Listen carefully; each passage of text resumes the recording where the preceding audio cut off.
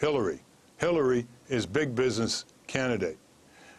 And so I think the health care proposal is a perfect example by Barack Obama of this protective invitation. Why doesn't he go for full Medicare? Why doesn't he go for a deeper analysis of the health care problem in this country, namely the need to emphasize prevention of disease and trauma, the need to knock out $220 billion of billing fraud and abuse, according to the Government Accountability Office and Malcolm Sparrow at Harvard University, against the need to reduce malpractice and stop blocking action to go to the courts for the tens of thousands of people who are injured or killed because of the small percentage of reckless doctors operating in this country who should have their license suspended. He should also focus on the enormous administrative expense savings from full Medicare, one payer, not 1,500 payers and cross billings, etc., that are now taking about $300 to $400 billion a year. Are you more likely to run if Hillary Clinton is the candidate, the nominee, as opposed to Barack Obama? Well, I'm more likely to run in this testing the water periods if we get sufficient committed volunteers in each congressional district. We're appealing to young and old alike. We want to bring young people into electoral politics so they can become the leaders of the future, both in terms of running for elections, local, state, national level, and managing elections. I think we're also trying to test the degree of funds. We would like to raise, if I run, $10 million so we can have a viable campaign. And we've had a very nice response over the last 24 hours to our website, naderexplore08.org. And, of course, we're looking for those pro bono lawyers. We're looking for the talented people who really want to get off their couches, want to stop the despair, want to stop the discouragement, and want to go forward. You know, the interesting thing, Amy, is the people have the power if they only realized it, organized it, and focused it.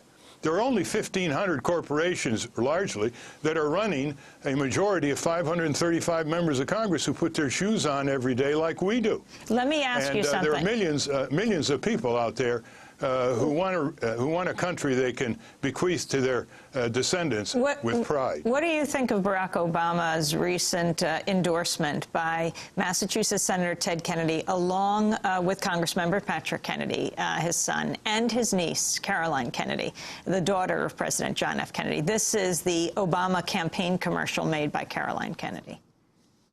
Once we had a president who made people feel hopeful about America and brought us together to do great things. Today, Barack Obama gives us that same chance. He makes us believe in ourselves again, that when we act as one nation, we can overcome any challenge. People always tell me how my father inspired them. I feel that same excitement now. Barack Obama can lift America and make us one nation again. I'm Barack Obama, and I approve this message. Your response to Caroline Kennedy's endorsement and her comparison of Barack Obama to John Kennedy? Well, I think it's a inspirational message. I think the Kennedys made the right move. I think they have been simmering quietly over the years about the behavior and performance of Bill Clinton. I think that's part of the shift away from Clinton to Obama. Whether it means more votes remains to be seen, but it certainly has given Obama a higher profile for a few days. Ralph Nader, if you run, would you run as an independent or would you run for the Green Party nomination? Well, if I run, and we are testing the waters now, I would certainly go for ballot lines with the Green Party. So you would run against Cynthia McKinney? We'll go for, well, that remains to be seen.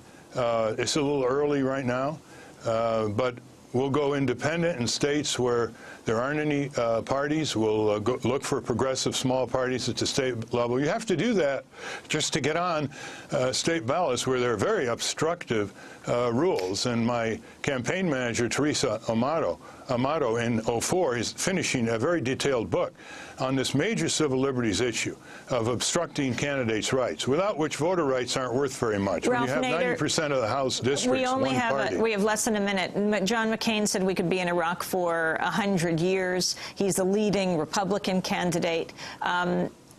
For those who say you'll take votes from the Democrats, none of them are saying we'll be there for 100 years. What is your response, that your run could be a matter of life or death for people in Iraq? Well, I would hope that we would push the Democrats into taking a more forceful stand in Congress to withdraw from Iraq in a propitious manner. I would hope the Democrats would look at our progressive agenda, if I run, and say, let's take living wage away. Let's take full Medicare away. Let's crack down on corporate crime, fraud, and abuse. Let's get a new tax system. I think this idea of taking votes away is a very pernicious subversion of progressive agendas and progressive movements in the country. I think John McCain's greatest Achilles heel is that he's demonstrated again and again, most recently in Florida, that he's the candidate of a perpetual war. Ralph Nader, I want to thank you for being with us. His website is naderexploratory.org. democracynow.org is our website. I'm Amy Goodman. Thanks so much for joining us. Thank you. This